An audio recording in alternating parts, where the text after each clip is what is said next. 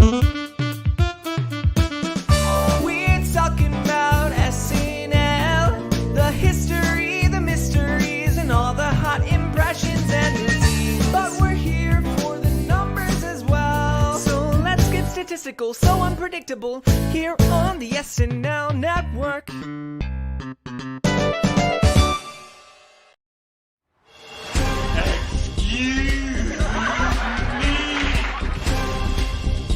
I couldn't be more excited, I must say. Ladies and gentlemen, Steve Martin and Martin Short.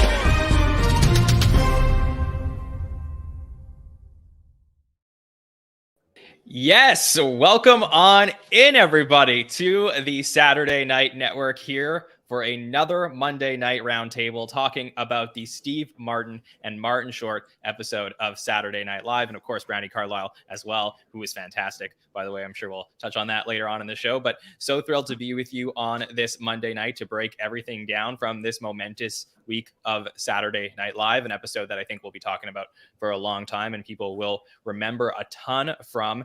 And this is the show where we talk about the legacy of the host, of the sketches. And I can't think of, two guys who I'd be more excited to talk about, former cast member, one of the all-time hosts. It's an incredible week to get to do this. And I'm so thrilled to be with our panel and every one of you who joins us on this Monday night in the chat. So first, let me bring in my man, Dave Buckman. Dave, how are you? I'm doing great. I feel like I hit the lottery with getting asked to do this episode. So I am such a huge fan of Steve Martin and Martin Short, lifelong fan. So what a treat. What a treat to be able to talk about it. Yeah, I feel the same way. I'm blessed that I get to talk about it for all these shows, but I'm very happy to get to talk to you, Dave. And I know I knew you were a big fan, so this is really fun to get to have this discussion. Can't wait to get your thoughts on the episode. And of course, joining us as well tonight is the lovely Rebecca North. Rebecca, how are you? I'm good. How are you guys doing? I am just like echoing Dave that it was just like when I found out that they were the host, not only was I just so excited to be able to get to watch it, but then to be able to debrief it and hear a bunch of opinions and even deeper dive into what is already something that was going to catch my attention is awesome. Yeah, you're going to make me get in trouble with all the other SNL network panelists because I'm not picking favorites here. It just happened. But I am happy to have all of you on. And, this guy did a great job last week for the first time on a By the Number show. It was fun to get to hear Sammy Kay there. And Sammy, so thrilled to get to talk to you about this episode. So how are you doing?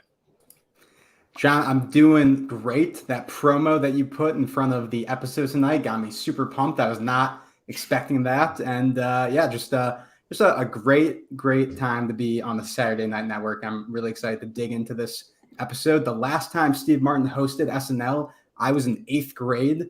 A lot has changed since then, but I still love SNL, and I'm excited to, dive into this one. Yeah, I believe I was in the 10th grade. I have a funny story about that. Actually, I'll tell that in a second. But first, just while we're at it, about that intro, just want to thank James Stevens for putting that together. And then also, really just wanted to shout out, I didn't get a chance to do this on Saturday, to our entire marketing team this week. They put out a ton of graphics, all related to Steve Martin and Martin Short hosting the show. If you check them out on socials for some really fun statistics, couldn't be more thankful for them for all the work that they did this week on that as well. But yeah, I was in the 10th grade the last time that he hosted. And I have a funny story about that, which was that this was a big deal, right? Steve Martin's coming to host the show. I don't know if I fully at the time grasped how important it was, but this was, I believe, in January of 2009, and there was the biggest snowstorm in Montreal where I was. Just like you couldn't leave your house basically. And my friends and I, we wanted to see each other. We wanted to watch the show, and our friends' parents dug out the cars, dug out their homes, and they made it over to my house, and we all watched the Steve Martin episode together because it was just such a big deal that he was hosting. And that's where I want to start tonight, which is talking about Steve Martin and also Martin Short and their legacies on the show. So if you are not familiar with Steve Martin and his history on the show, and you're like, okay, I know this guy, I know him from some movies, but like, why is he such a big deal on the show? Well, let me take you back all the way back to the beginnings. Really, in season 2 of the show is where we first meet Steve Martin on SNL. And I think one of the biggest misconceptions that people don't realize if you didn't watch those early days is that Steve Martin was not a cast member, though a lot of people think he was. He was just as close as you can be to a cast member in the original days of the show. He hosted, I believe, 10 times in the first 5 seasons of the show, which is, really incredible. At the time, there was a few what we would call like friends of the show hosts, including Buck Henry and Candice Bergen and Lily Tomlin. But it was really whenever Steve Martin hosted an episode of SNL, it was a big deal. He was known as a stand-up comic at the time. He wasn't necessarily this actor in movies, but he would come on. His monologues were fantastic. One of the greatest episodes of all time, I think, bar none, most people agree, is this very famous Steve Martin Blues Brothers episode from the 3rd season of the show. There are these big moments, and then, he ends up coming back and sort of having this second life on SNL once Lorne Michaels returns to the show in the late 80s and early 90s. And then we get to see him drop in throughout the years, and the legacy of Steve Martin, who did lead, all time hosting basically up until Baldwin a few years back, and now he's one behind Baldwin again. But there was this long battle for a while, first between Buck Henry and Steve Martin for the most hosted, and then between Alec and Steve. So it's been a while since that's come up, but happy to have Steve back on the show. And of course, Marty Short, who's a fellow Canadian from Hamilton, Ontario, went to McMaster with Dave Thomas and Eugene Levy, and then ends up, joining SCTV, Canadian Second City Television, big show and a big sketch comedy show, and being brought onto Saturday Night Live in season 10 of the show, along with Billy Crystal and Christopher Guest, a very famous year of the show that sort of ended a little bit weird, and none of those cast members were brought back. But then Marty Short has come back and hosted a few times since then as well, and of course is just beloved by everybody. So Dave, as a huge fan of Steve and Marty, what did it mean to you to see them on the show this past week, and what are your memories and history of Steve and Marty? Well, you guys are talking about 10th grade and 6th grade. I was in 6th grade. I was in 6th grade when Martin Short was a cast member. How about that? My parents had one of the first top loading VCRs, and they would tape SNL. And so I would have, after Saturday morning cartoons, I would sit there and just watch old Saturday Night Lives. And that was kind of like my childhood growing up, and SCTVs. And those episodes with Steve Martin, they had taped all of them, and SCTV would come on right after that, and I would learn who Martin Short was. So I knew who they were well before any of my friends. I had all the albums. I had all the Steve Martin albums. I guess I didn't have. My dad had them, and I would play them over and over and memorize them. And I would learn how to do all of Martin Short's characters from SCTV and that one season of Saturday Night Live. So I'm still performing comedy today, and sketch and improv, and those two were by far, two of my absolute favorites to watch do anything. So to see them together, I would love to see them live. I don't have $200 to go see their tickets to go see them live right now, even though they're coming to Austin. I'm just in awe of how good they still are compared to a lot of their contemporaries. I mean, Eugene Levy still has his fastball, but not many of them do at that age. And those two certainly still have everything that I love about old dry and schmaltzy. Yeah, that was my takeaway on That's Saturday. what I like to call them. Yeah, exactly. I mean, that was my takeaway on Saturday night, honestly, is just that the chemistry between the two of them was so strong. It's unlike something that we've really seen on the show in a while. Yeah. It's pretty fantastic just to see, they came in fully formed, and every sketch they were in together elevated the sketch. So it was fantastic. And there's such a good comedy team. There's just such a good comedy team because they're opposite energies. Like Farley and Spade, I guess Wayne and Garth would be a good example of that too. Or Abbott and Costello, they have opposite energies, and they're just super talented on top of that. I totally agree. Rebecca, what are your memories of Steve Martin and Martin Short, and your history with, watching them on television and then getting to see them on your screen this past weekend? Yeah, I'm trying to think. And the first time I think I was really Steve Martin was Pink Panther. It was watching that and having that sense of him. I always equated him as the guy from Pink Panther. That was my memory growing up when you're just trying to play someone. And I honestly think until I even got more invested in SNL, end of high school, early college, I would have put money down that Steve Martin was a cast member. I didn't even know. I just kind of always associated him with the show because I've watched my whole life with my parents, but I've never done the diligence until I caught the SNL bug, and I was really just deep diving, watching all the old seasons and all the old episodes. So it was a sense of warmth to see them on the screen together. And I think in recent terms, I keep talking about Steve Martin because I have a lot more of a connection to him, I think, as a comic. I got into stand-up last year, and the first thing I did before anything is I read his book. I think it's like Born Standing Up.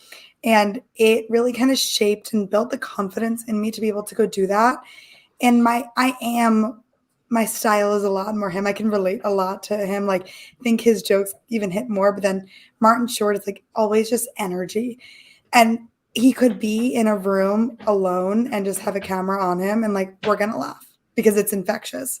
So to have them on the show and to have them even being Only Murders in the Building and having like a more contemporary version of them, it's really standing the time because there are a lot of comics who were really big years ago like them, but to be able to adapt to different cultures, different generations, and still be able to get laughs. Like, I was talking to my parents and my grandma about this weekend's episode, and we all related to it. And it just goes to show that their humor can translate through so many different demographics of people and has stood the test of time, which I think shows them and their adaptability. So I was super excited. And even to have like Only Murders, they went from a duo to a trio pretty seamlessly. I think reflects more on them than even Selena Gomez in a sense that like they could have like Selena Gomez fit in, be like best friends with them. Like, the show translates to real life, and I think that's just so awesome. Right. I mean, that's such a good point because, I think if you were to just on paper book hosts of their age, the show wouldn't necessarily appeal to a younger audience. But that was not the case this week. They're too good. They're too relatable, and everybody loves them. So you're going to get all types of demographics. So it's just the perfect booking for the show, especially at a time like this where, there have been questions, let's be real, all throughout season 48 of like, when are we going to get this host or when are we going to get that host? And like, I just think they've had a couple home runs back to back to start December, which is why this has sort of led to me to have the best run of the season so far. And I'm curious what we're going to get this week with Austin Butler. But Sammy, over to you for your thoughts on the legacy of Steve Martin and Martin Short with Saturday Night Live and your experience with them. Yeah, I mean, it's just like an early, Christmas or Hanukkah gift to be able to see them host SNL together again. This is something that we, as SNL fans, have been wanting for a while. For as long as we've been doing this podcast, Jon, this is something we've all talked about, and especially with Only Murders in the Building, coming out in the last like 2 years, with this resurgence of them in like pop culture and in a really popular show where like, this seems like the right time to bring them back. And it's just crazy to think how long it's been since Steve Martin hosted the show. It's obviously, was a totally different era of the show. And, there's been many eras since then. So, and when you really think about that history, you show that promo before the episode today. And during the monologue, they showed the promo of all the time Steve Martin had hosted. I can't think of anyone else that hosted SNL during the first 5 years that is either alive or even relevant enough to be asked to host again in 2022. Like it's just like is kind of a testament to his. Jon, do you disagree?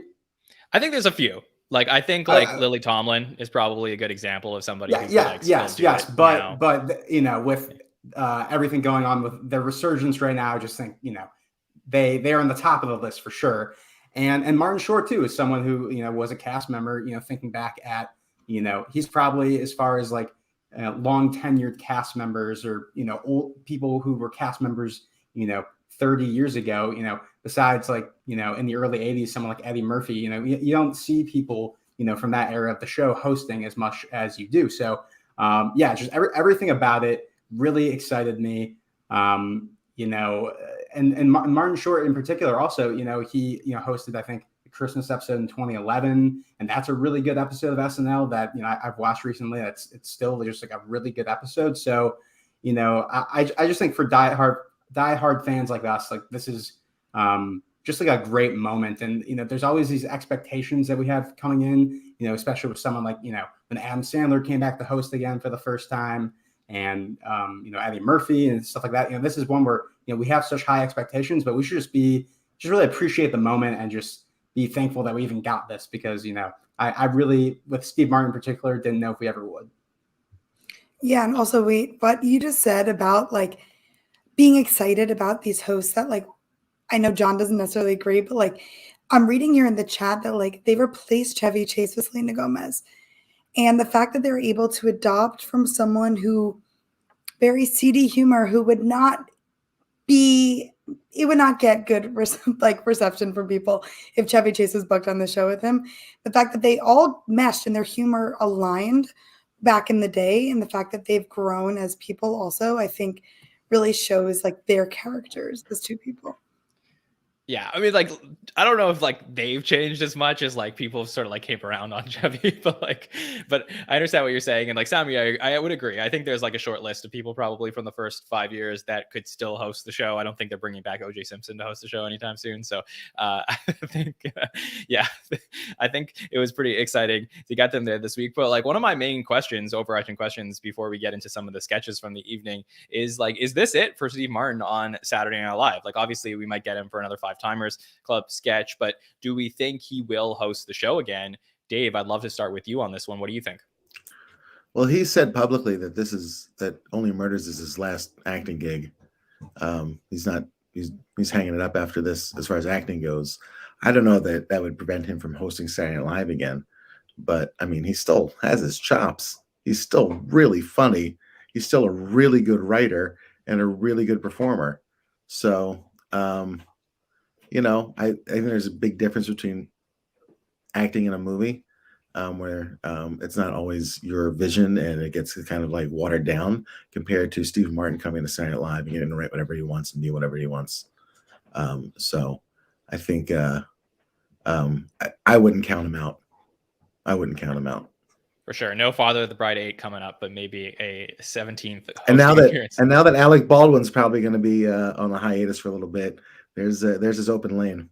Right. I know. So that's sort of my point that I'd love to, well, I'll get Rebecca and Sammy's point, and then I'll sort of make my overarching prediction for this. But Rebecca, do you think we're going to get another hosting appearance from Steve Martin? I don't know if necessarily hosting, like, yeah, it's a cameo in Five Timers Club, or if they ever have anniversary specials again. I think I would put money down that he'd be there. Like, he is such a staple to the show throughout the years. And again, even looking at the graphics this week, he has worked with so many people on the cast throughout the years that it would be like a miss to not include him in something like that. And I did start this episode very positively because I do really like them both as people, but I have a really hot take and I did not really enjoy the episode. So that's fine. That's okay. So I'm hoping it's not his last, because I think there's so much more, and like, I don't think this would have properly been a good send-off for all the work he's done in the past for the show. That's been amazing. I really wasn't a fan of this episode, so I would really hope to see him again. Okay, hot take. Sammy, do you think we're going to get another Steve hosting appearance? I think we will. I think especially because we're so close to SNL 50, and, as fans, we speculate about, how do we make that, kind of such a special year commemorating, the history and everything that has to do with SNL. I think, if we get the SNL 50 and he doesn't host, then you can probably, take it to the bank that it's never going to happen again. But I think, the fact that it's 2 years away, and also that he'd be tying the record for most, host appearances, I think right now, if I'm betting on it, I'd say he'd be hosting, at least one more time. I would too. My prediction is that he was in the building, no pun intended, this week, and I bet you that Lorne Michaels booked him already for season 50 of the show, because you just lock it in, Steve, because I think that SNL wants Steve to have that record. They won't, there's not going to be like the fun, like, let's poison each other's drinks jokes about it anymore. But I think that, at this point, I think they would like him to have that record. I would not be surprised if season 50, episode 1 was hosted by Steve Martin, and that would be like the way to sort of wrap that up, and obviously have him involved in the anniversary special that I'm sure that is already being planned. So that is my prediction for Steve. I don't think this is the last we're going to get to see him. And maybe it will be, as part of a duo with somebody else, maybe like a Steve and Dan Aykroyd type of thing. Like, who knows? But we'll see when we get to 50. Okay. Normally at this time of the roundtable, we do cold open talk. I just figured, The cold open was decent, blocking it out for Christmas. We talked about it a lot on the Hot Take Show. I'm sure that the panel probably has like one or two things to say about it. If we talk about it at the end, if somebody really wants to talk about it. But I think because of the special night, let's talk about the monologue instead in this place. Let's talk about what we saw from the monologue this week, and then we'll get into the sketches that we really want to talk about. So this time for the monologue, Steve and Marty come out and they, get right into roasting, tell some jokes. They interrupt each other. Really just, I absolutely loved some of the lines that we got in this one. First, basically, we open up with this. Good evening, everyone. I'm Steve Martin. Great, just start. Good energy as they come out. Love the interrupting.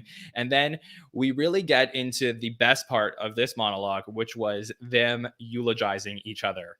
And this is something that we mentioned on Saturday that was part of their routine that they've done, but I believe a lot was rewritten and fresh for this particular show. Some of the lines were absolutely fantastic, including this start where Steve is roasting Marty at his eulogy. Wow, not much of a turnout. Absolutely love that. Also, this great line from Marty. I know Steve is looking down on us right now because he always looked down on everybody. So much fun. So many lines here. I clipped a few more, but I want to take them all away from the panel. Dave, how'd you enjoy this monologue we got this week from Steve and Marty? My wife were howling. We love a good roast, and these two are very good at it. I mean, that's Martin Short when he's on a talk show. That's all he does is roast the host, and he's so good at it. I don't know if he writes every single one that he delivers, but they're all fantastic. But they're so delivered so well. Just wonderful. I think my favorite aside though was after the nut kicking video when Steve Martin said, "Just let him laugh. Let him laugh." It was just a wonderful off the cuff moment to kind of see their personality and their relationship come to the forefront beyond the jokes. But the jokes were all A+. I added the word entertainer. We tested positive for everything. Great pre-eulogy jokes too. But the eulogies were just fantastic. Yeah, and it was also fun, that part that I didn't mention, when they are going through like the different shots of them hosting throughout the years. Very interesting choices for some of the shots that they use. A lot of Steve's shots they used were actually not from his hosting appearances. They were from cameos that he made, which I thought was interesting. But yeah, those lines, there was just hit after hit. Rebecca, please tell me that you enjoyed the monologue at least. I hated the monologue. Why? It was like my least favorite part of What didn't you like about it? What? Oh, I'm like, people are gonna like bully me online for my opinions this week. Like, maybe I was just like in a bad mood when I was watching it. I don't know. But to be fair, I rewatched it today. So unless I've just had a rough weekend, I'm not changing my opinions. So I didn't like it. I thought it was like super cringe and not in a funny way. And I don't know. It felt like they were really pulling for things. Like the video of someone like getting kicked in the nuts. Like that wasn't necessary. That was Dave's favorite part. Yeah, sorry. So Dave and I last time we were on that podcast together. Not my favorite part. We switched. It was the line after the video. That was my favorite part. But yeah, so I don't know. I thought it was super unnecessary. And like, I know this is a bit they've done. So why bring it here? It kind of really felt like they were like pulling for jokes. And I get that they're like, it was good to get a sense into their dynamic that Steve is basically like the older brother type of vibe in like the way that he was like, let them laugh, like acting like he was like mentoring like Marty. But like, I didn't think the jokes were super funny. Like they weren't anything that's special to either one of them. If I Googled like funny eulogy jokes, being like, oh, well, there isn't a big turnout, like it just seems very easy. And I don't know. I think they're both hysterical and I don't really think it showed.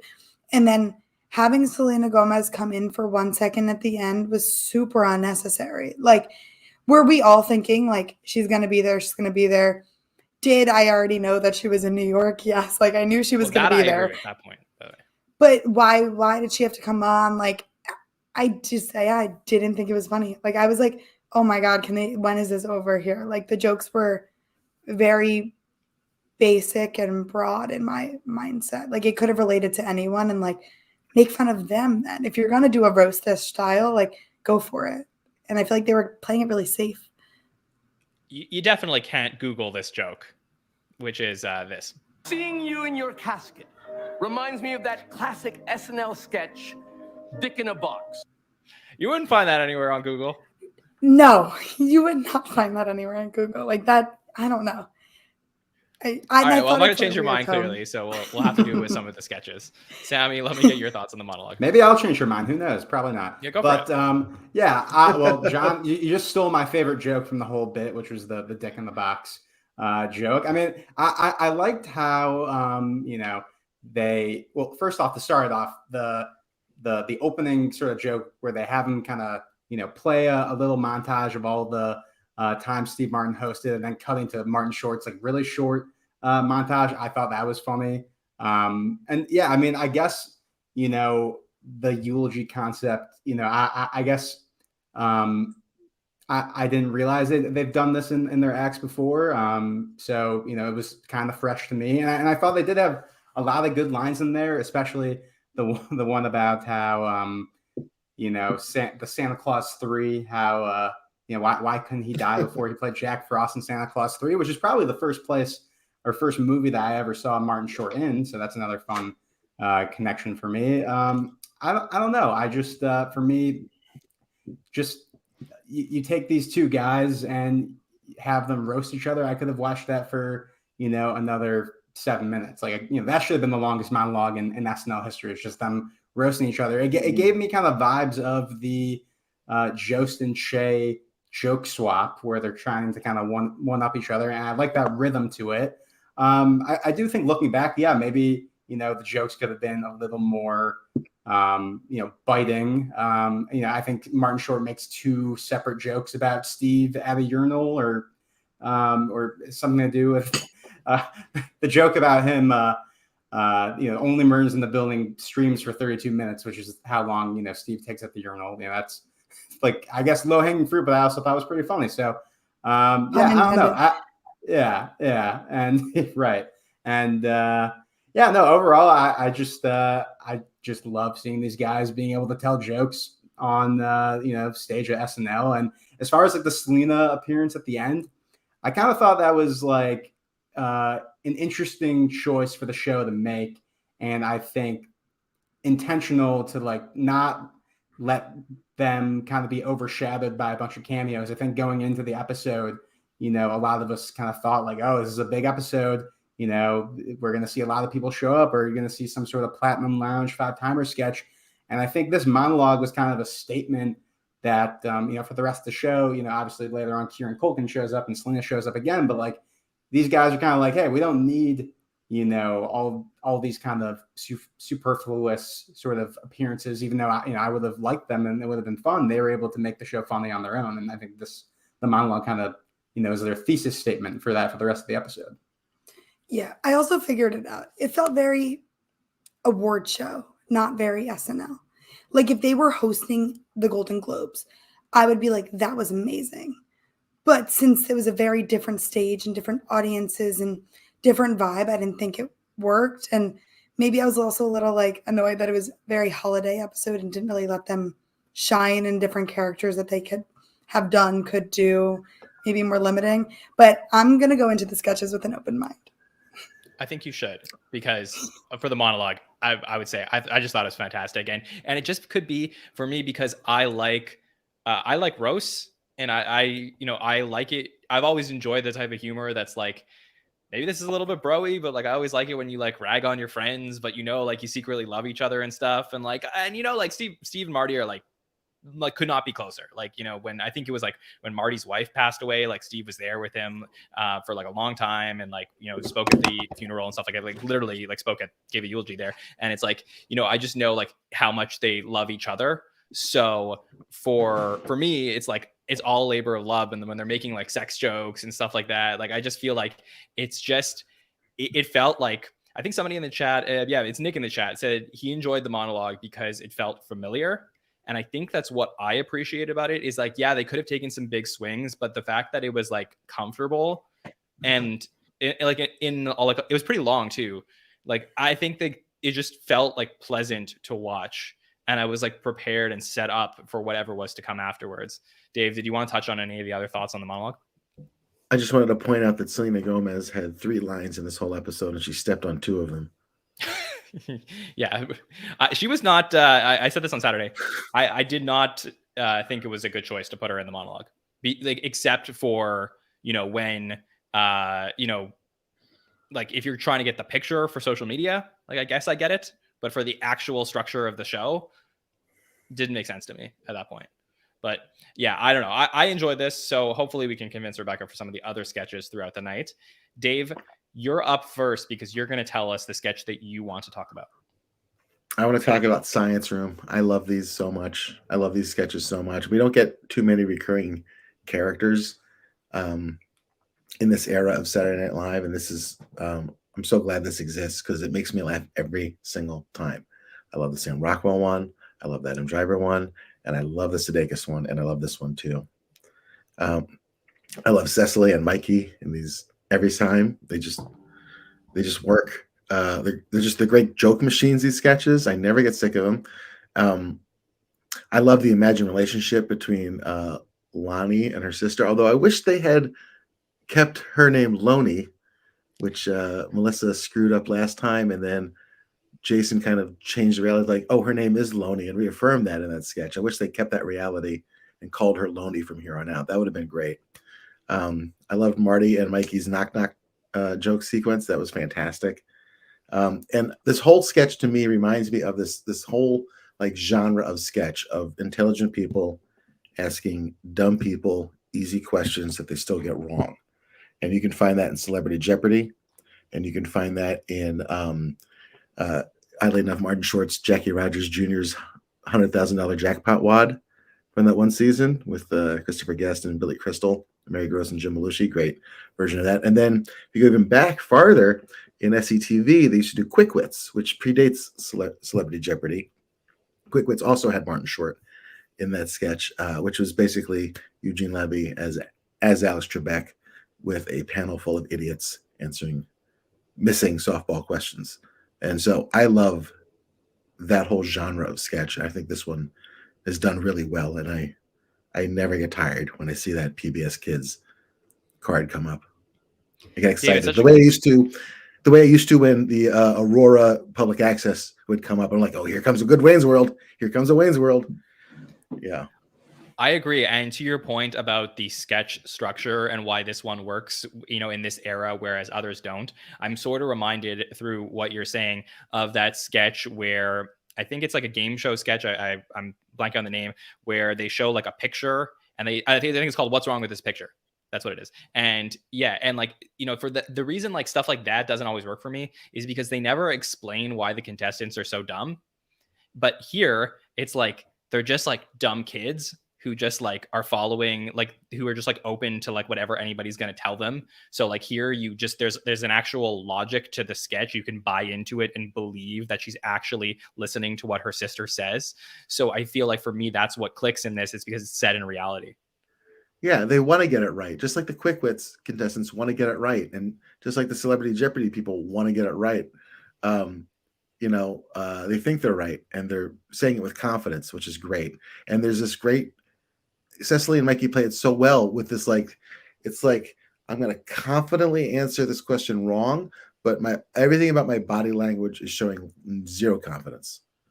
And it's like this aspiration to get it right, to be told good job. And they're never going to be told good job because they're stupid kids. Stupider than usual kids. Yeah. 100%. Or they're just kids. Yeah.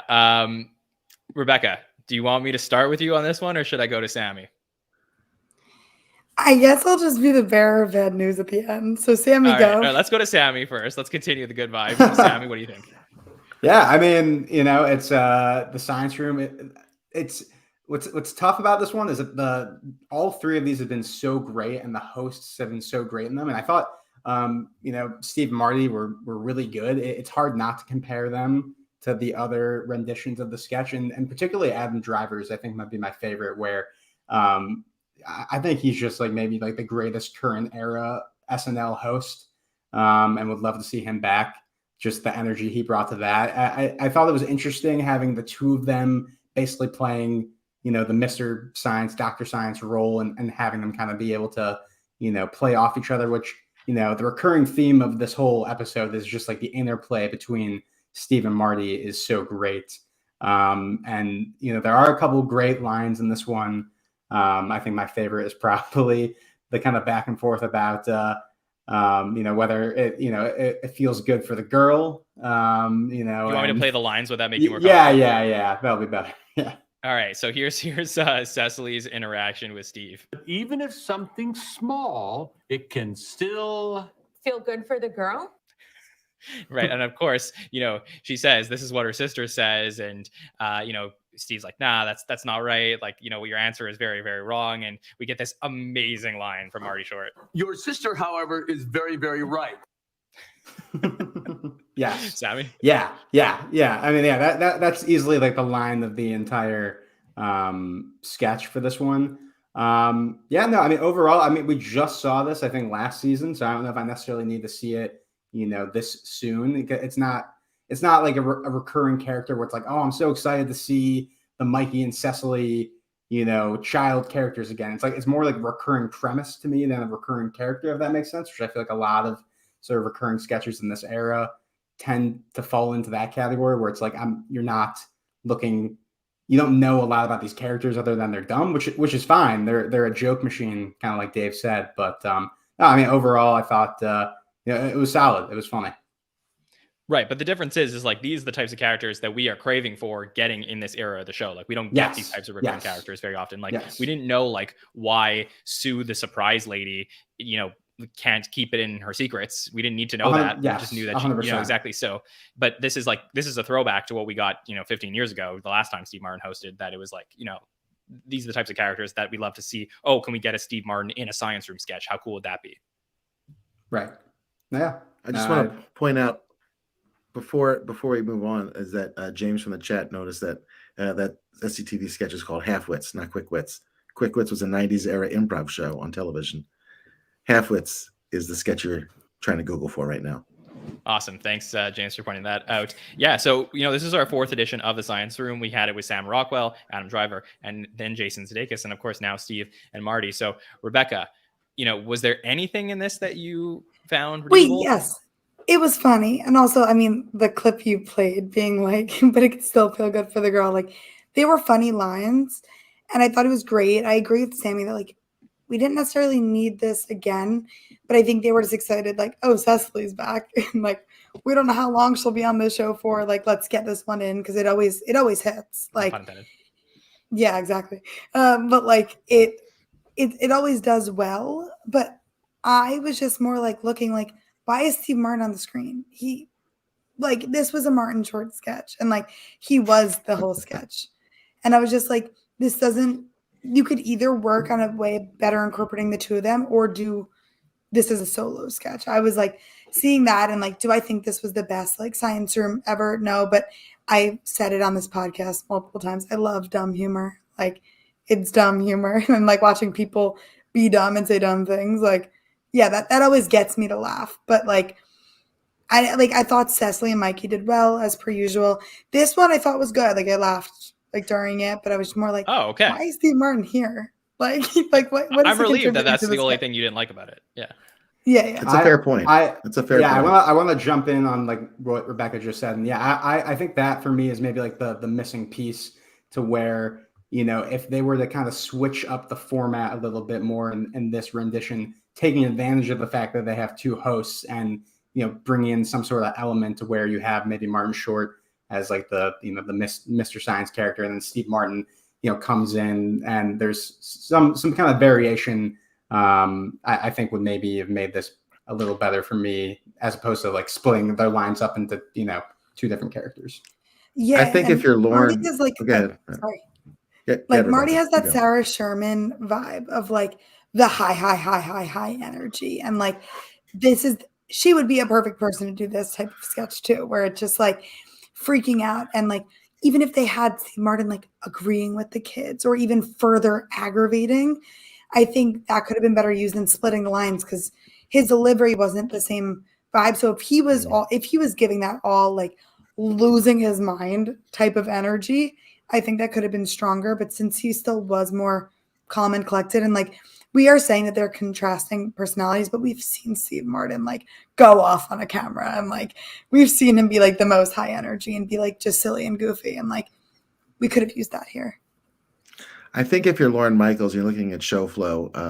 If you got these two guys and this is your strongest sketch of the night and it's going right after the monologue, you got to put both of them in the sketch somehow.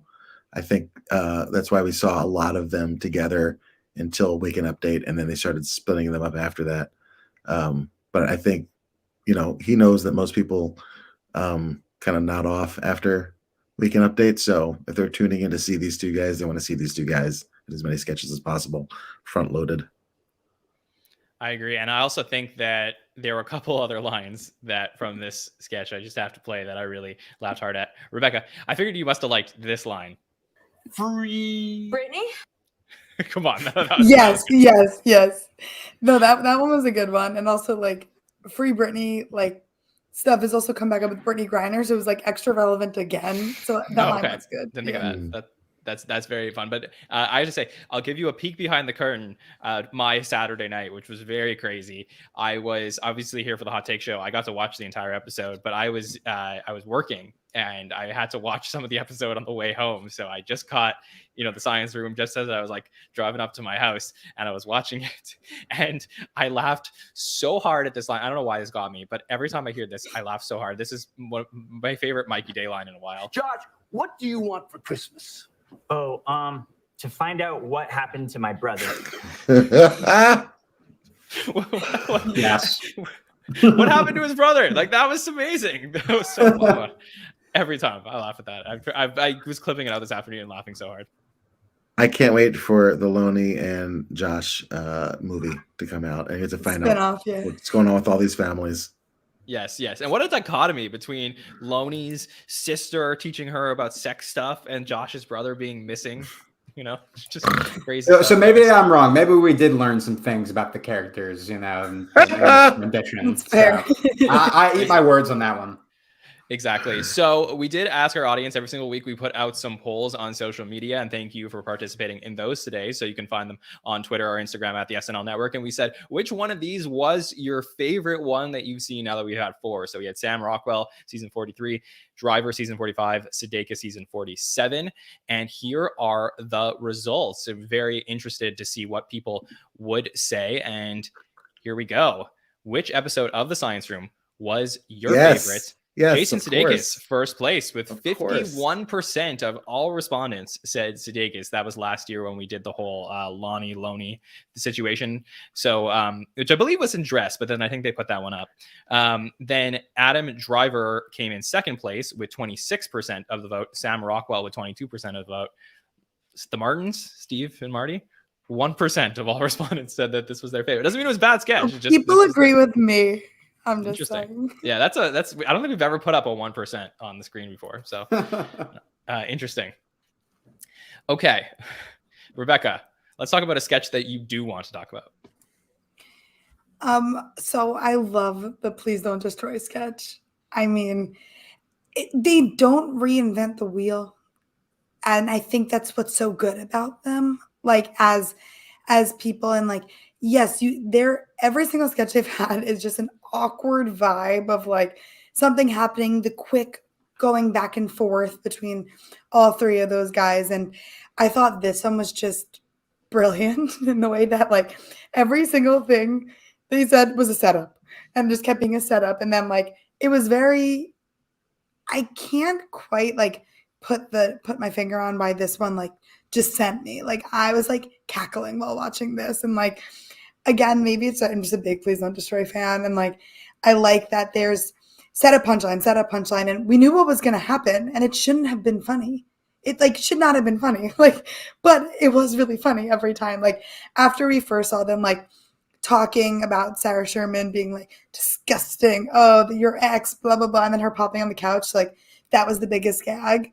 But I had the same level of like laughter than when they were like talking about like within each person, like, oh, let's talk about the family. They're on Zoom. Let's do this. It was just like, the punchline, and it was so expected. So like, I don't think it should have done that well.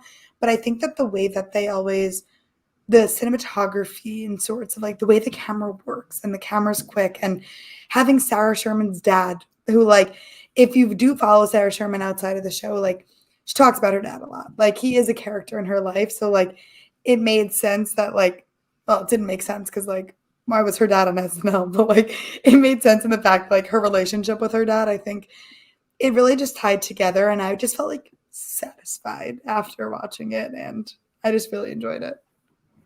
Yeah, I mean, so we did get to see Sarah's dad, Andrew, in this sketch, and this was her real dad, like it said on screen.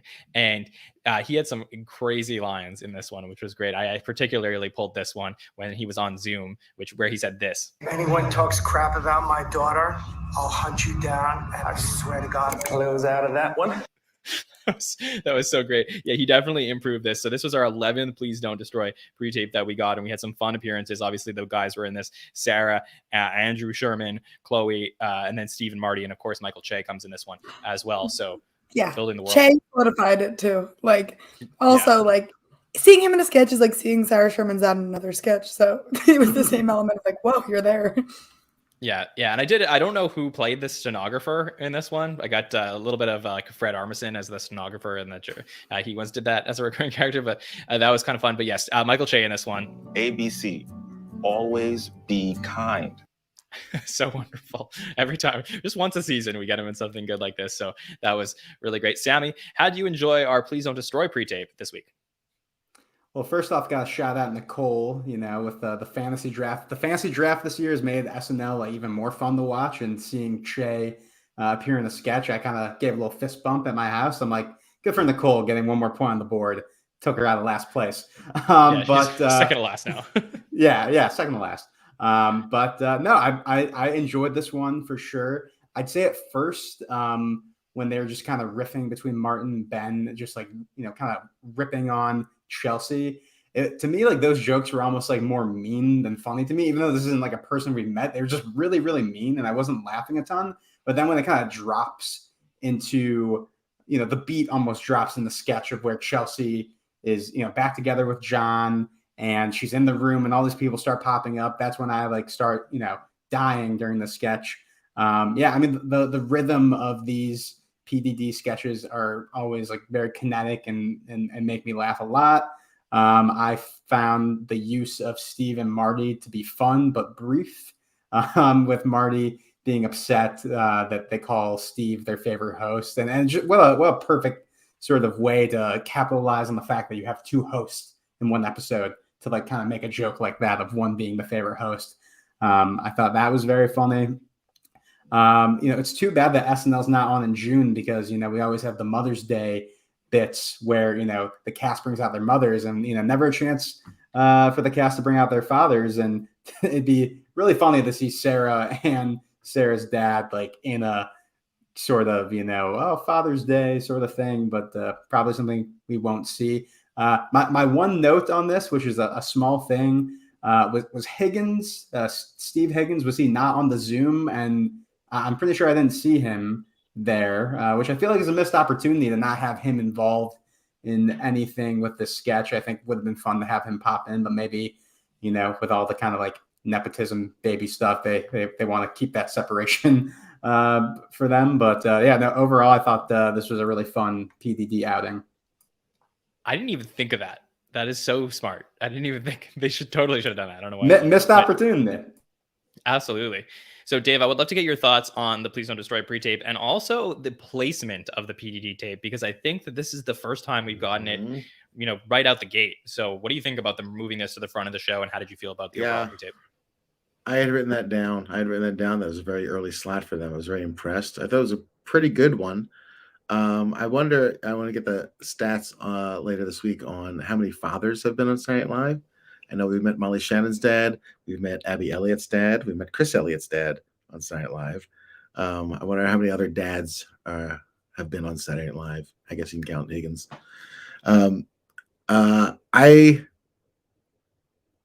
With this sketch, I think they lean so heavily into that misdirection thing where it starts to me feeling like a Family Guy episode that is leaning way too hard on the cut-tos, or when Family Guy just hangs in there on a bit for 7 minutes, like when they'll just show a Conway Twitty thing, and you're like, when is this going to fucking end?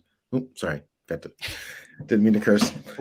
But that's one. Thank you. But that's one of those moments. Just like I'm at some point I start getting ahead of the jokes because I could see it coming. I know that it's coming.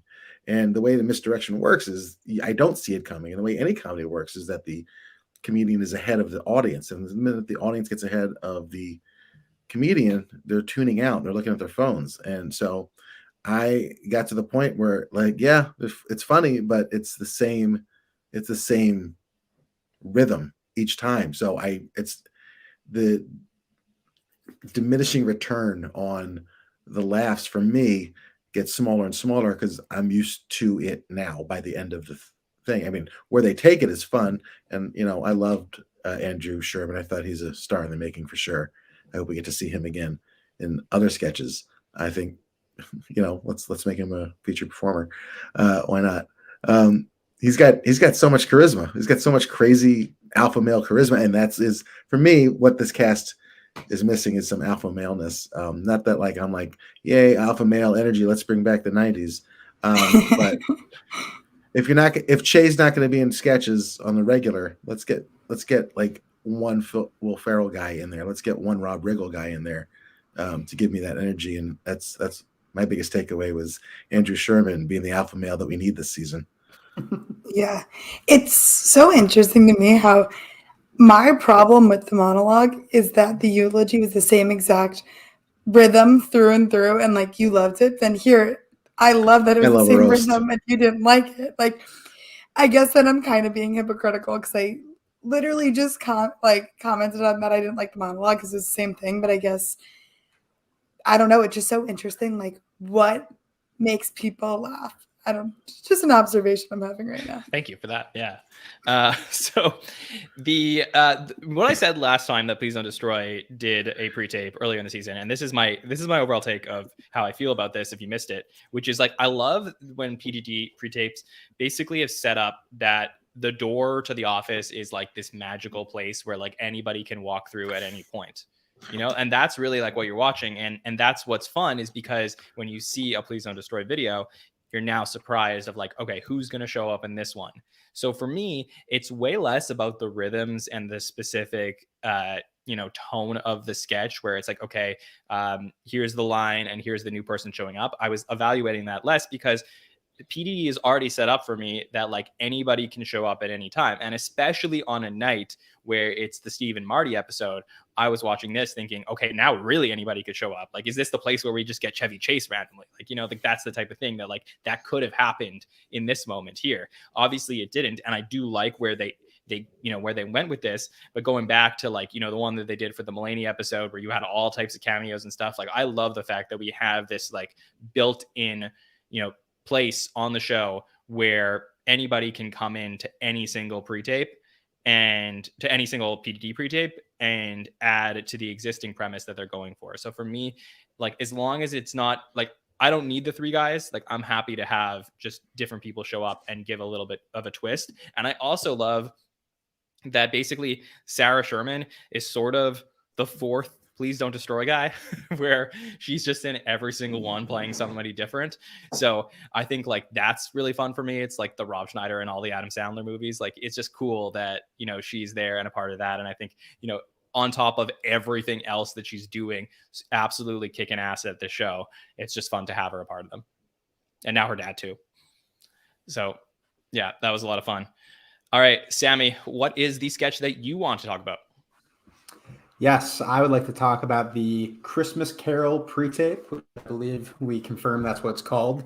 This is, a typical sort of pre-tape where you're opening up on some sort of like classic movie or, some sort of pop culture thing or piece of literature or whatever.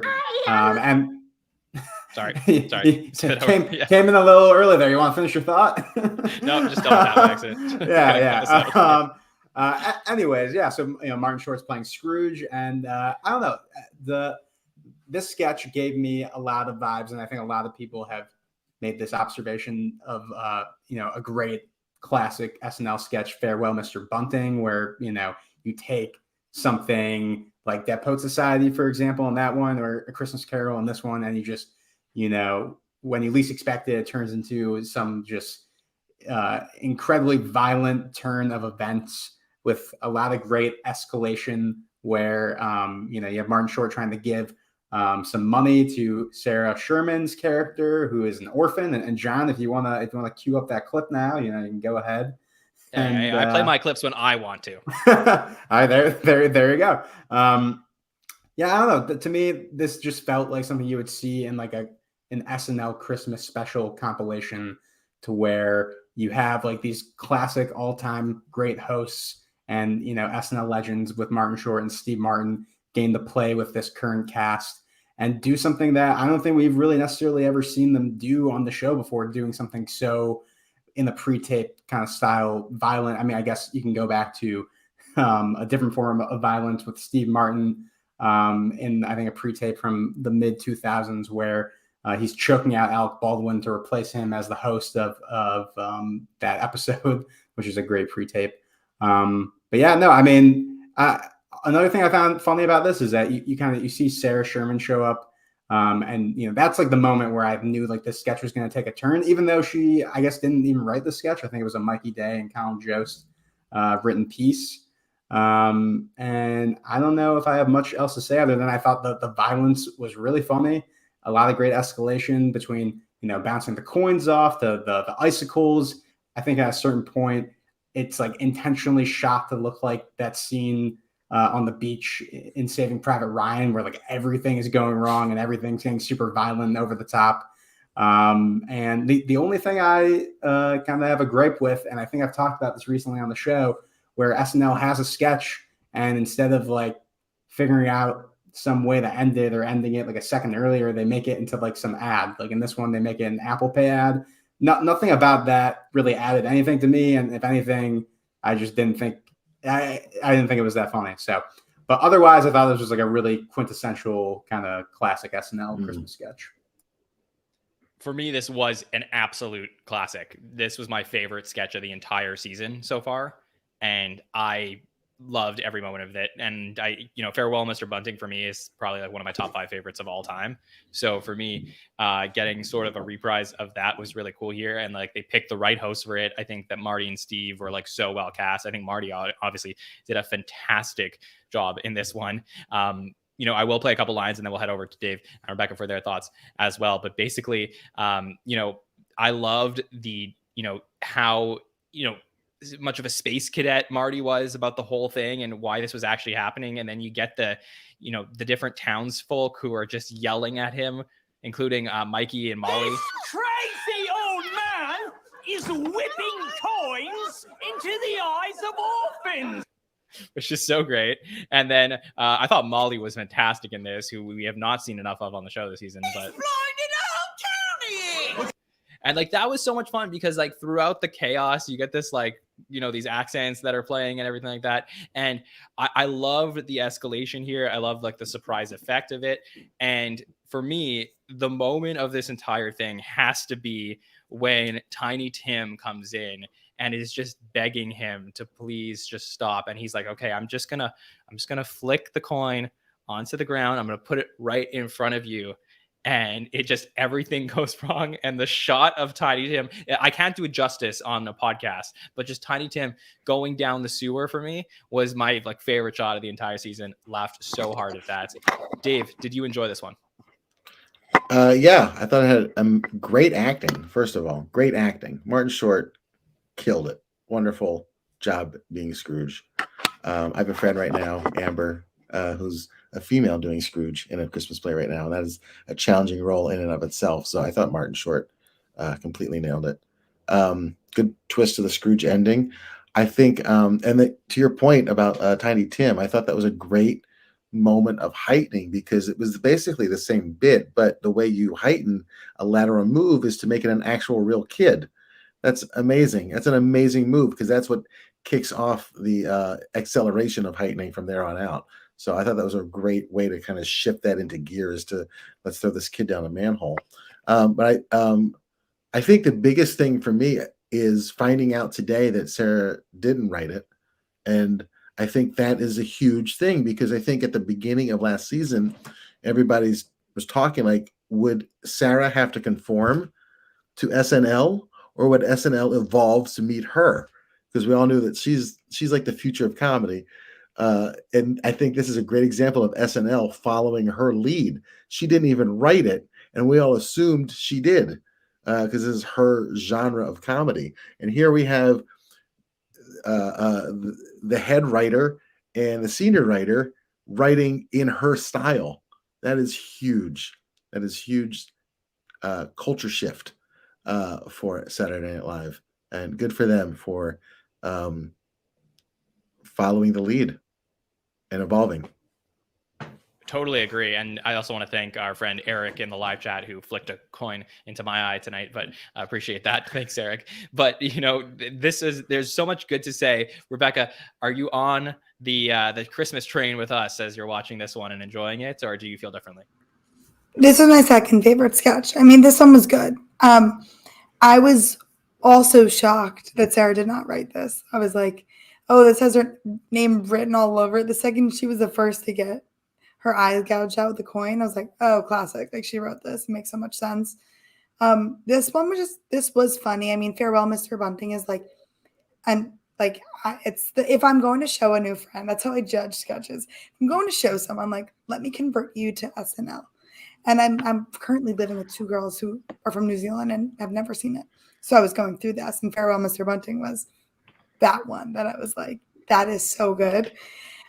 This one was really funny. Again, I just don't think Steve Martin was utilized this episode, and maybe I'm biased because like I really just like him as a character. But again, this was Martin Short's sketch. Like, this was the whole episode felt very Martin Short focused, which again, like, it's not a problem with, but it was co-hosting. So that's where I kind of got the ick with the episode in general. But I thought this one was funny. I think this did the job of the Jets sketch on the Amy Schumer episode, where it was like the Jets fans just like yelling at people. This did that, but better.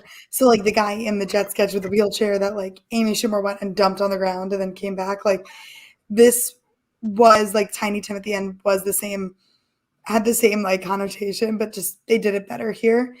And not to disagree with you, Sammy, I love that it was an Apple Pay commercial, because it didn't have to be, and it was just that extra little laugh at the end. It like kind of ended on a laugh for me. So I was like, oh, whoa, not expected. Like, not at all expected. But I think it kind of talks about like how crazy commercials are, especially this time of the year, where it'll be like, oh, me. Like, I can't even give a good example. Like, but there are so many like dramatic commercials nowadays where it's sob stories, or like even in the Super Bowl where it's like ridiculous things happening and then they're like sponsored by Doritos, but it's not relevant at all. I thought that was kind of a sense, and I didn't expect it. So I'm reading in the chat that a lot of people agree with you though, that like, oh, why do we need this trope constantly around about like it's a commercial? But I like when they're doing it like this, where it's like, what? That makes me rethink the sketch. I think it's like more so just the fact that I feel like SNL goes to that as like a way to end the sketch like so often that it almost like dilutes situations where maybe this one is, you know, one of the better uses of it, but it automatically is like, you know, this didn't have anything. As much as I agree with your point that there are like a lot of ads these days that are like super dramatic and over the top, like there's no world where like this is an ad whatsoever, but I know that's like kind of the point of maybe adding that little button to it. As far as like the usage of Steve Martin, really quickly, I definitely think it was a Martin Short heavy episode, and in sketches like maybe the Science Room or even like the Minky sketch where he's not in it at all, you know, that's, you know, kind of disappointing to not see him in every sketch. But I do think in this one it was fun having him pop back up as the ghost of Christmas Past halfway through, being like, hey, just checking on, seeing how things are going, like in classic Steve Martin fashion, and like everything's like going to chaos. So as much as like he wasn't the lead of the sketch, I feel like he, you know, deserves like the best supporting actor award, and he was used well here.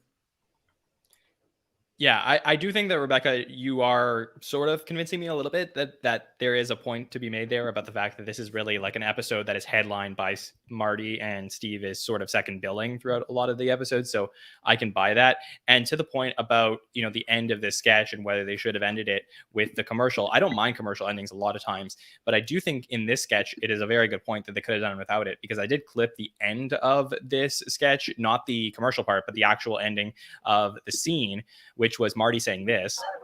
Okay, well, we've all learned a lot today, haven't we? And I thought that was so great, because then he closes the door and then it's like Game of Thrones style, all the blood like flies up in the background, which I thought was this amazing shot. And I do think they could have ended on that shot, just how like gory and graphic was that everybody in town dies. So, that is a good point. If we had to nitpick it, probably that would be the place. Okay, let's talk about the sketch that I want to talk about from this week. And I would like to talk about Visit from Santa, where we have Steve Martin playing Santa and Marty, who's playing Sprinkles the Elf, or Pringles the Elf. And we have different kids coming to see Steve and Marty. And Marty is just full curmudgeon in this one, just going off every single time the kids ask for something. And Steve is playing, typical old guy Santa. And I have to say, this is a sketch that I did not appreciate on first watch. I think my takeaway on Saturday was like, hey, it was fun to see the interplay between these two, and, potentially some ad-lib lines. Not sure if that was on purpose or not, but there was just a lot of fun there. And I think it was the, to Rebecca's point about Marty just being a star in this episode, just all the lines that he was saying where he was just really, just angry and ripping the kids, just like, hey! And then he goes, that's enough. As the kids are asking for stuff, he goes full Jebediah Atkinson, where he asks for this. Next! we got next for Marty there. Of course, like I said, this line, which was interesting, which we can talk about, was this ad-libbed or not? Sprinkles, what? You have legs. Yeah. My God, for 3 years now. Thanks for noticing. That was great. But of course, my favorite line from this one, which I have to think that, Rebecca, you like this one too, but this is from Echo. I want Taylor Swift tickets. Say that again, I dare you. So great here. So really just love this one. I think for me, this was, I enjoy the science room. On second watch, this may have been my favorite live sketch of the night. I really like this one. So Dave, how did you feel about Visit from Santa, or Visit with Santa? I liked it. I liked the energy. I liked the looseness of it. I don't know if the Sprinkles Pringles thing was improvised or scripted, or maybe a funny mistake they made in rehearsal that they kept. Maybe the 3 years now, thanks for noticing, also felt a little unscripted. I don't know. Maybe it was also very scripted, but they managed to make it feel unscripted, which that's what I love. I love that energy. I love Read the Room. That was my favorite line of the whole sketch. But the one thing I really bothered me was when Martin Short turned and we could see him kneeling before he got up, which kind of poached him standing up to throw Dismukes out, but we kind of saw his legs before then. And for me, that's like that one moment of like, wow, Martin Short didn't think of that as far as just like his complete professionalism in a sketch. And for me, that was the only drawback, was that one brief moment of like, oh, they're usually technically perfect. And that was not perfect for me. But other than that, I thought it was a funny sketch. Made me laugh. Yeah. And I'll also say on Saturday, we did learn, Ellis, who was who works with us at the SNN, said that he was at dress rehearsal and they had similar ad-lib lines in dress. So it wasn't, gotcha. And then that was an interesting perspective to find out, because it really did feel like they were just having fun with each other. So, but yeah, Rebecca, I'd love to know what you thought about Visit with Santa. Oh yeah, no, this one I just didn't like. This one I didn't think was like that funny. I do like, when I rewatch it, the two lines that stood out to me were the ones we're assuming were ad-libbed. Like, I thought the knees one was good, but also when I thought those were good. Like when they messed the name up, it's very the Lonnie we were talking about earlier today. Like that sticks with you. Like you remembered that they messed up the names on last science room, but then like that sticks with you, and that's always funny to like realize like they're not perfect. I didn't think it was that funny. I think this was a very kind of relatable, like all the lines that the kids were coming up and asking. I think it's very relatable for parents, I mean, I don't have kids, but I can imagine that like when you're reading like, or when Santa reads your kids' lists, I don't know our audience, then like they might be very ridiculous kind of asks there. And I was happy that they kind of changed the speed, pun intended, of the sketch, that like there was that darker element to it, because otherwise I would have been like, okay, this is super mid, but like it felt like a filler sketch to me.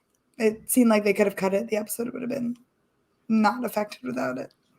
And the crazy thing is like this happens a few times a season, but on the first watch, I sort of was agreeing with you. Like I sort of just felt like, okay, this is the fun where Steve and Marty are just like playing with each other, and like, you know, that I do enjoy. So if you are, you know, in not everybody was looking for that, but for me, I was. So I enjoyed this on first watch, but it was really on the second watch of the sketch that I realized like how much like that there were like some lines in here that were really funny and really great. I also want to point out before we get to Sammy's thoughts that in our chat on Saturday, everybody kept saying Sarah Sherman in this sketch, when she comes in as Lisa, sounded exactly like Gilda Radner. And I kept seeing that pop up in the chat. And I was like, oh, I didn't notice that. Okay. So I went back and I clipped it because I thought it'd be fun to listen to, just to throw back. Obviously, Steve Martin and Gilda Radner were extremely close. And, you know, when Gilda passed, Steve was actually hosting Saturday Night Live, you know, around that time, and just said, you know, announced it on air that Gilda had passed. So crazy history there. But here's Sarah Sherman in the sketch sounding a lot like Gilda. I am Lisa and I want a pony. I wonder if that was if that was like an ode to Gilda. So who I believe Sarah is a fan of. Sammy, what'd you think of this sketch?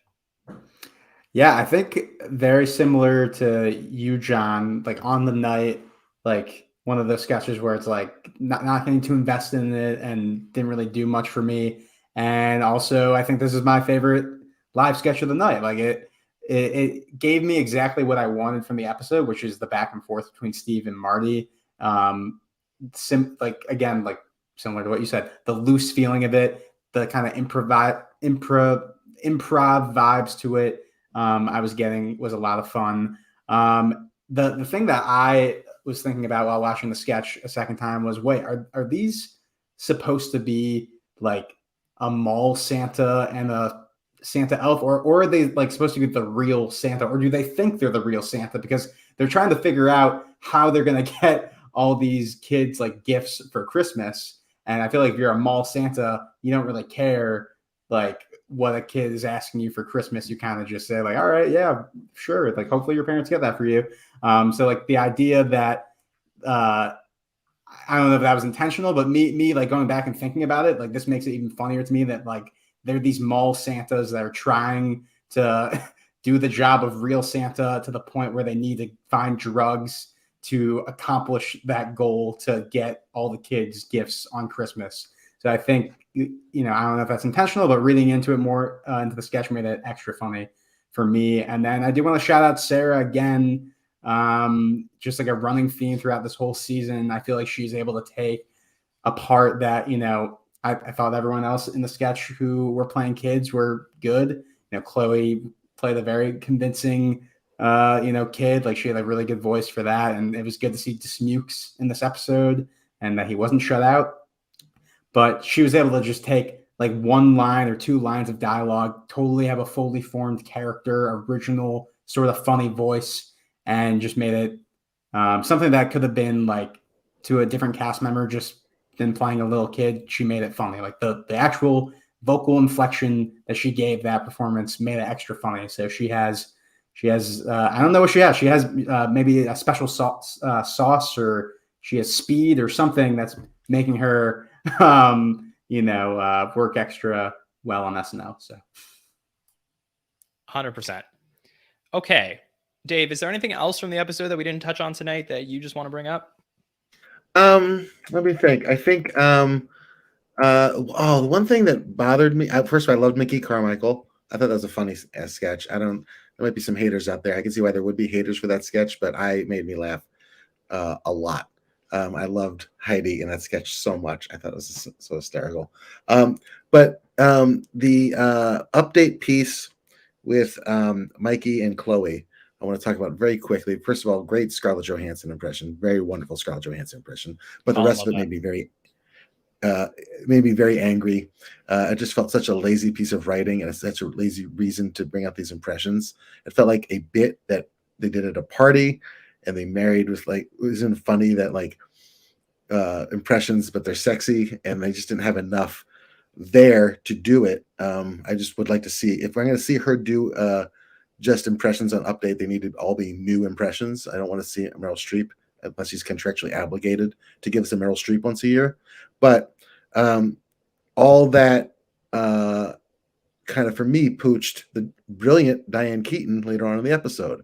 If they did not do this on Weekend Update, the Diane Keaton would have been like, oh my God, she did Diane Keaton. What an amazing, and that got swallowed up by this other parade of unnecessary impressions. Scarlett Johansson would have saved that for Valentine's Day episode. That's a great point. Really good. I have the same exact thoughts with you here. Like, I am Chloe, like, through and through. I love her.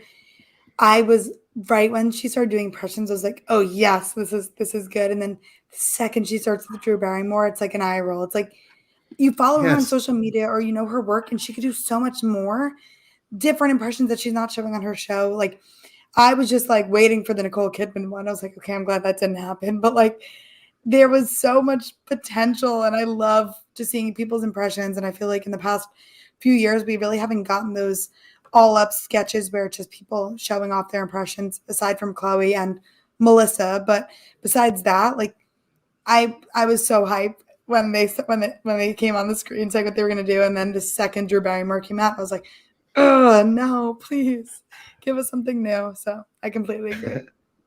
It's been like a long I know like people start to rag on these because game shows are like not as much of a thing unless you're like watching TV in the summer and there's no shows on. But, you know, it's been a while since we've seen like a Celebrity Family Feud. Like, I wouldn't hate, you know, doing that, especially with all the new cast members and stuff. That could be fun to have that come back at some point. Rebecca, was there anything else from the episode though that you wanted to bring up?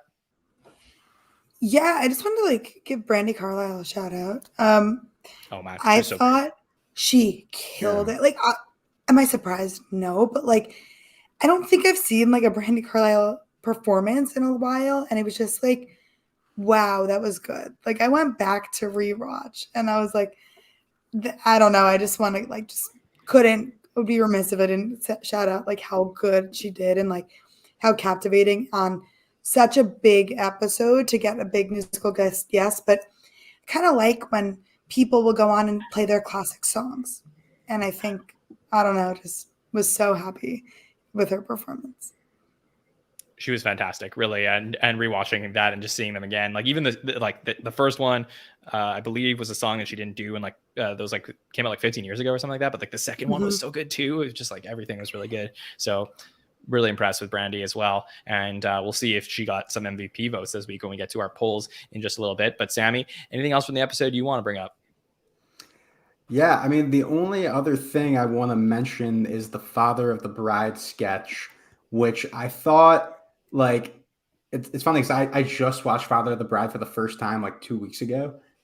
Great movie. But seeing this sketch, I don't know, maybe because it was like the last sketch of the night, but it felt really rough to me. But it was nice to kind of, I guess, see them reprise those characters again. And like the whole concept of it is funny to think about how he has to pay for another Nancy Meyers wedding is just like really funny. I've been watching a lot of Nancy Meyers movies, and like I would not want to have to pay for that level of a wedding. I thought all the Steve Higgins kind of voiceovers kind of chiming in throughout were really funny. Like it's always nice when like Steve Higgins can kind of like elevate a sketch with like his voiceover. He's so good at that. And I don't know. I think seeing Kieran Culkin pop up just reminds me of how good of a host he was last season, and would love to like, maybe is this like kind of a sign similar to like seeing Natasha Lyonne last episode, that like, you know, these are new SNL hosts that are kind of in the roster of people who can pop up and maybe come back to host, you know, sooner rather than later.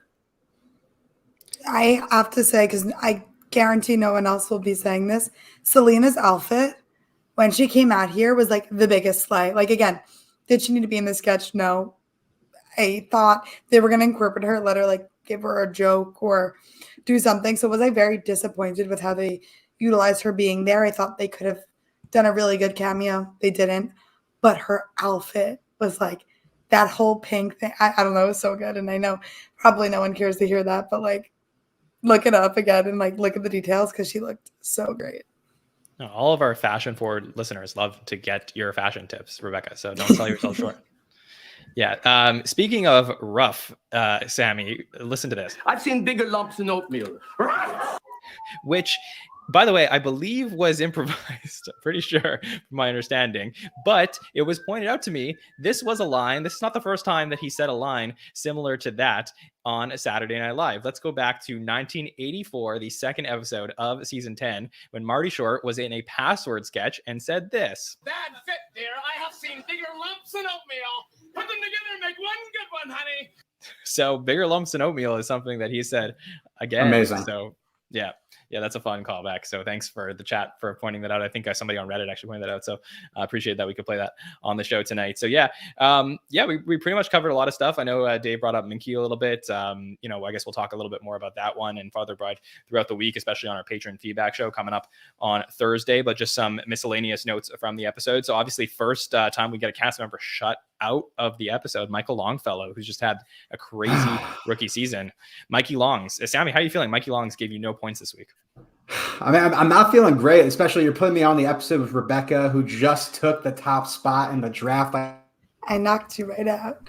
I don't, it's just like, what are you going to do? I know this wasn't intentional. This was booked weeks in advance, but I feel like you're playing mind games with me, John. And I don't know. It was great to see him in that fun promo earlier in the week, which made me excited to think about, maybe he's getting along with Steve and Marty and they've written some sketches together, but not the case.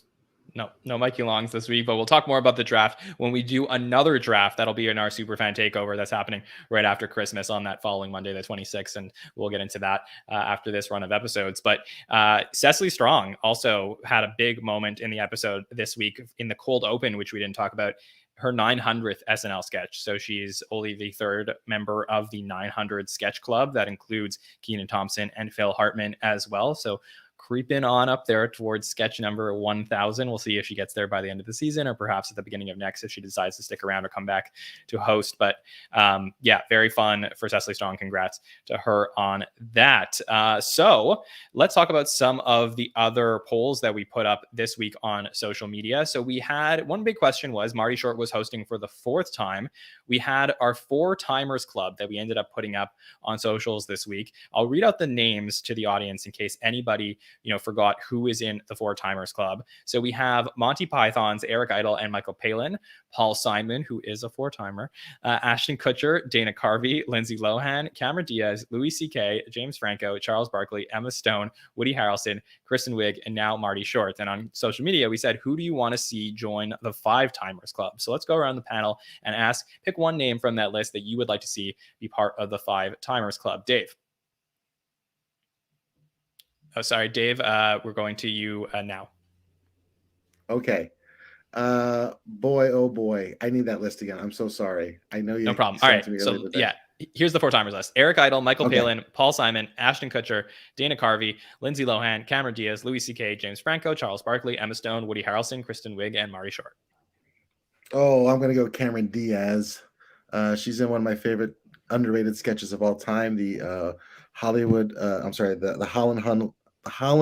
Hotel staff meeting. And that's one of my favorite sketches. If you don't know it, please go seek that out. But I'd love to see her because she was so funny. I know she's retired, but yeah, I was gonna say she retired from acting. I was gonna give you that little hint if you want to pick another one. Hey, I know. Come back and be like, I called this. Hey, in my fantasy world, she comes back and does one more good one. Okay, Rebecca, what about you? Anybody on that list who you see coming back for the 5th time? Obviously read the list. I'm gonna say Lindsay Lohan because like her new movie, she's gotten that weird Pepsi milk commercial. But like, who do I think like I would really like if Kristen Wiig was coming back for a 5-time host? Like, I would just be so happy. But like, I'm really rooting for Lindsay Lohan in this because like, if any time is gonna happen, it's gonna be now. All right, Sammy. You read that list really fast. Is Emma Stone? Did I hear that right? Emma Stone on the list? I'll do it. Yes, Emma Stone. No, yeah. If Emma Stone's on the list, she's obviously who I want to see join the 5 Timers Club. She, is from my favorite movie of all time, which is Superbad. I've loved her since she's shown up in that movie. She's great. I think she's been great on SNL. I'm pretty sure she's married to somebody who used to work on the show. So I think she's part of the family. And she even showed up in SNL 40, and I think she deserves to be there. I would love to see her in a Five Timers Club sketch. Yeah, for me, I would pick Dana Carvey. I think he should be a 5-timer. So I would love to see that come back, even though I believe he thinks he only hosted the show 3 times, but Dana hosted it 4. So we'll see if he can come back and get that 5-timers. Jackie, which sort of leads into this next question that we did ask. Oh, sorry. By the way, I need to put up the results on screen from the listeners. So we did ask, and here we go. Hope I'm putting up the right ones. Yeah. And yeah, which 4-timer do you want to see return for the 5th time? Number 1 choice was Emma Stone with 21%. Kristen Wiig, 15%, number 2. Marty Short, 12%, number 3. Dana Carvey, 4, with 11%. And then Eric Idle, 7%. Eric Idle, I believe, was just on The Masked Singer. So no reason we can't get Eric Idle back on to host Saturday Night Live for the 5th time. Okay, which leads me to my next question, which was, which duo do you want to see host SNL again? And let me just say, I really liked that we had a duo this week. I think they should do this more. It's been the first time in 7 years. I would love to see duos come back. So I'm going to go around the panel. Give me a quick word on if you want to see more duos and which duo you would pick to come host SNL next. So I'll go backwards this time. Sammy, let me start with you. Which duo would you pick? And do you like having duos host the show? I do like seeing duos host a show, especially because it doesn't happen so often. It's been like, since I think the Amy and Tina episode, which was like 7 years ago since the last time we had that. And I think in like the 2000s, we've only had it like 4 or 5 times. So we'd definitely like to see that. As far as like who I'd want to see, I've always wanted to see Ben Schwartz host SNL. So to have Middleditch and Schwartz do it, I think it just makes sense. And that's who I'd like to see. Okay, Rebecca, what about you? Would you like to see more duos, and which one would you pick? For sure. I think it's fun. It gives more, a bigger pot, more people to play with. Sammy, that was a good one because that was on my list mentally. I'm going to say one that I think like Abby Jacobson and Alana Glazer would be phenomenal from Broad City, if people don't know, and also watch that on Hulu because it's just good comedy. But when I was really thinking like Blake Lively and Ryan Reynolds, I don't know if that counts as duo, but like naturally they were duo. Why not? That would be so good too, and very different and unexpected. That's a good choice. Both of those are great, better than mine. All right, Dave, more or less duos, and which one would you pick? More. I've got 4. I've got Key and Peele. Okay. I've got Kristen Bell and Dak Shepard. I've got Lily Tomlin and Jane Fonda. I would love to see host together. And I would love to see, and this is my dream world, is Jane Curtin and Lorraine Newman hosting together. Yeah, I think if that was going to happen, it would be in a couple of years' time. So that would be very fun. So we did ask our audience, and there was just so many different options. So we didn't end up tallying the results in the way that we traditionally would. But I'll read out some fun ones that we got. Obviously, Key and Peele was said a lot. Nick Kroll and John Mulaney was probably the one that people were saying the most. Obviously, John Mulaney would come back to host for the 6th season in a row, and having Nick Kroll come with him would be very exciting. I believe they audition at the same time together. I got some Kate McKinnon's and Kristen Wiggs, which would be very interesting. Jason Sudeikis and Hannah Waddingham would be very fun as well. And a lot of Key and Peele. That would be exciting too. So if you want to put your opinion into this, there's just we got so much response and so much engagement on Twitter and on Instagram. So feel free, and we'll continue to talk about these throughout the week because I want to see more duos. I think it adds an element to the show that makes it feel fresh. So I think they should do this the way that they do Double Duty, once or twice a season. I think they could do duos once or twice a season and bring in some more people to host the show. That would be fun. Okay, let's talk MVP results from the week. So you could pick the host, you can pick a cameo, you can pick the musical guest. We had Marty in 8 sketches, Steve in 7 sketches. The sketch leaders from the cast, actually, Sarah Sherman led the cast with 5 sketches this week. Cecily, Mikey, Ego, and Chloe were all in 4 sketches. We obviously had the PDD guys. We had some cameos from Sarah's dad, as well as Kieran Culkin and Selena Gomez. So lots to choose from tonight. I'm going to ask the panel for their top 3 picks for MVP this week, who they think the audience voted on. Dave, starting with you. I'm going to go Sarah Sherman, number 1. I'm going to go Cecily, number 2. I'm going to go Martin Short, number 3. All right, Rebecca, what do you think? Martin Short, number 1, Sarah, number 2, and Andrew Sherman, number 3. Oh, okay. All right. Sarah's dad there. So 2 Shermans on Rebecca's list. Sammy, what do you think? I am going to go Martin Short at number 1, Steve Martin at number 2, and Cecily Strong at number 3. Okay, let's bring up the results from this week's MVP voting. And of course, like I said, you can vote on that on social media every single week. Very fun to put up these results. So here we go. Here's our top 5 from the week. Here is Martin Short with 33% of the vote, leads the MVP results this week. Steve Martin comes in second place with 18%. Brandi Carlile in third place, 14%.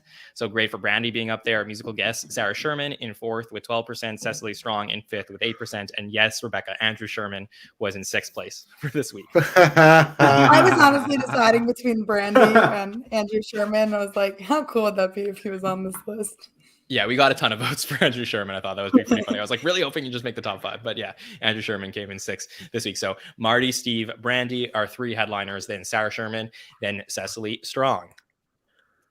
I think that's a mark of a good episode to have your hosts and musical guests be your 1, 2, 3. That's a pretty good episode. I would agree with that. Yeah, that's always really great. I mean, it's very rare we get the musical guest up there too. So very cool.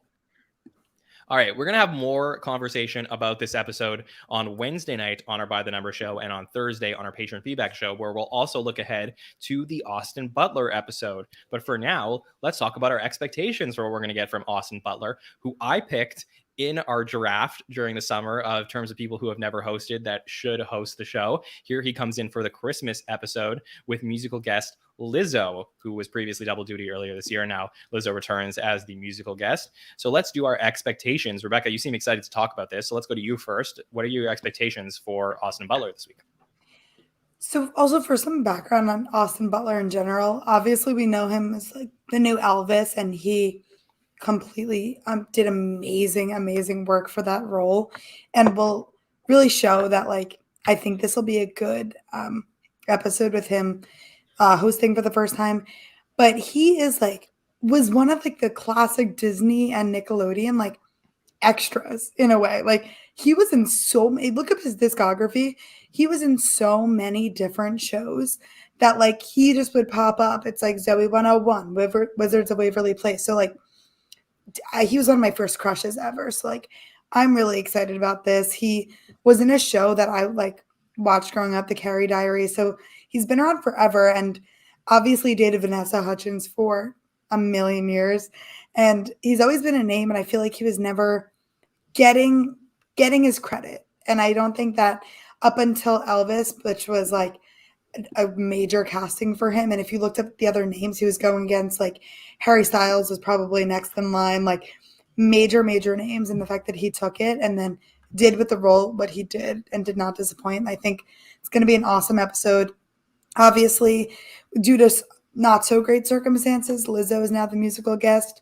But I mean, I'm never gonna not want to see Lizzo on my screen. I have some anticipation she'll be in a sketch or two. I've even discussed this before on here. There has been not in that many recent years someone that I think has appreciated the opportunity to be on SNL as double duty, and just she talks about it still all the time on social media. Lizzo loved it, and the fact that she was able to fill in for the musical guest spot, I do have some high hopes that this is not going to be the only time we see her in the episode is during the musical spot. But I'm excited, and I have high hopes for it. I think hopefully it'll be really good. Yeah, I would think so as well. I'd be excited to see Lizzo pop up in a couple things. Dave, what are your thoughts on Austin Butler's episode coming up for Christmas? You know what? I don't have any hopes. I don't know him that well. I watched Elvis. Obviously can command an audience. There's so many concert scenes in that movie where I have no doubt that he can handle himself in front of a live audience. He was phenomenal in that role. But I just don't know him in any other capacity. So I have about as much knowledge of him as I had of Simu Liu before his episode, or any of the other kind of obscure ones that have popped up in the last couple of years. So I'm going in with an open mind. I'm a big fan of Lizzo, so I'm looking forward to those performances big time. And I'm sure having Lizzo, who's hosted before in the house, as kind of like a backup energy for sketches as well, is going to make everybody feel. I would really wish that this Martin Short Steve Martin was the Christmas episode and not some. It feels like a little bit more like a downbeat on the season, but we'll see. Maybe Austin Butler will surprise us all and be a recurring host, and maybe someday have recurring characters of his own. Even if he's not funny, he's really good to look at. Sure, I'll give him that. Yeah, I mean, definitely. And, if this was last season, the Steve and Marty episode wouldn't have been canceled. It would have been the Austin Butler episode that would have been canceled. So, Galaxy Brain thinking there. Yeah. But Sammy, how are you feeling about the Austin Butler episode coming up? It's got to be intentional in the booking. Put it the week before Christmas. It might be a cursed slot going forward, but no, I'm pretty excited. Similar to Rebecca, always knew this guy as like a Disney Nickelodeon star. Specifically, he was the guy who replaced Chase in the last season of Zoe 101, which I always wanted Chase and Zoe to be together. So kind of hated that guy for a while, but then he was gone for, at least in my eyes, a couple of years, and then he popped up in Once Upon a Time in Hollywood a couple years ago, and he plays a guy named Tex, who's one of the Manson followers, and he's great in that movie, and then he was great in Elvis, and I think he's certainly one of those people who you would never think they would excel on SNL, and they totally surprise. He's going to be in Dune next year with Timothée Chalamet, and I think he said in the interview that he spoke to Tom Hanks and Timothée Chalamet on advice for SNL, and Chalamet ended up being a really good host. So I'm hoping he gave Austin Butler some good advice. Yeah, like you said, he did a podcast, heard from Timothée Chalamet, also Christopher Walken gave him some advice. So that's, very cool as well. And I think basically, I think Austin Butler's ceiling is Christopher Walken or Adam Driver, kind of like a closet weirdo that gets really deep into characters. And it's like, where is this cute Nickelodeon boy coming out with all of these crazy deep rooted characters? I think that's the ceiling. I think the floor is probably typical Disney host that's just there and not really leading any sketches. So my hope is that we're going to get more ceiling than floor next week as far as what we're going to see from this Christmas episode of SNL. But let's pull out all the stops. We're going to be off for a few weeks before we come back at the end of January for some new episodes. So bring out your best material next week, guys, because I can't wait to see what we're going to get from this episode. So like I said, very excited for what's coming up this week. By the numbers, patron feedback show still to go. And then we also have an SNL Stories that we're scheduled to be recording tomorrow with a former SNL cast member. I'm going to refrain from announcing who it is just yet because you never know. These things can, whatever. But I will, as long as we're good to go, I'm going to announce it to the patrons tomorrow. I'll give the patrons the opportunity to ask some questions that they can get into the podcast that we can ask this former cast member. So we will talk about that. Sorry, guys, we'll talk about that tomorrow. So really looking forward to that as well. And that should come out at the end of the week if all goes well. Very excited for that one. Let me start by thanking Dave for joining us tonight and give him the opportunity to plug anything he would like. If you're ever in Austin, please come check out Cold Town Theater. Just reopened on Austin's East Side. We're doing shows, improv, sketch, and stand-up. And if you want to help support our mission to find a more permanent space, you can do that at coldtowntheater.com/support. Sounds great. Thanks, Dave, for joining us tonight. And Rebecca, where can the listeners reach out to you? Follow me on any social media at Barbecue. Unless you are really upset with my negativity this episode, then don't bother for this week, please. Own your takes. I'm owning it. I'm standing by them. But if you want to convince me otherwise, DM me. I feel like I'm usually overly positive, and then this episode I think it was because my expectations were so high. When you get hosts like that my bar was really high, and I was just being a harsh critic. But thanks for letting me come on here, and excited to do more episodes this upcoming season. You were very Rebecca South today, as opposed to Rebecca North. So yeah, that's a good call. Yeah, exactly. Sammy, thanks for joining us. Excited to get to talk to you later on this week as well. So where can listeners reach out to you? Thanks as always for having me. You guys can follow me at that Sammy Kay on Twitter, Instagram, and TikTok. And who knows where else you'll find me this week on the Saturday Night Network. Stay tuned.